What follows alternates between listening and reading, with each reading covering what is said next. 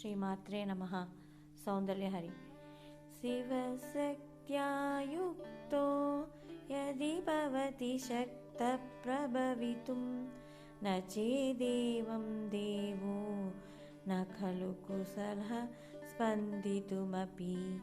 अतस्त्वामाराध्यां हरिहरविरिञ्चादिभिरपि प्रणन्तुं स्तोतुं वा कथमे कृतपुण्यः प्रभवति। तनीयां सांपांसुं तव चरणपङ्केरुहभवं विरिञ्चिश्चञ्चिन्वन् विरचयति लोकान् विकलं।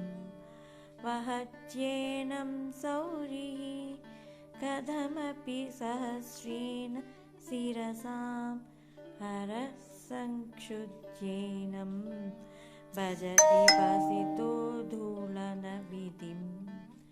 अविद्यानामन्तस्तिमिरद्वीपनगरी जडानां चैतन्यस्तबकमकरन्दश्रुतिझरी।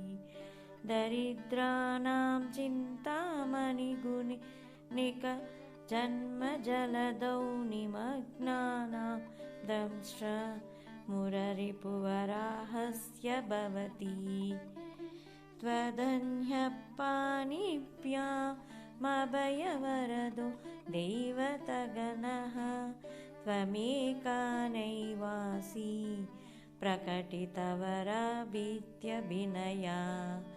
भयात्रातुं दातुं फलमपि च वाञ्छासमधिकं शरण्ये लोकानां तव हि चरणवेव निपनौ।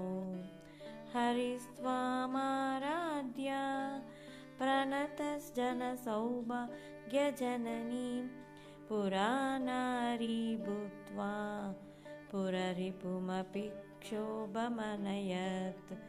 स्मरोऽपि त्वां न त्वां रतिनयनलेहेन वपुषा मुनीनामप्यन्तः प्रभवति हि मोहाय महताम्। श्रीमात्रे नमः।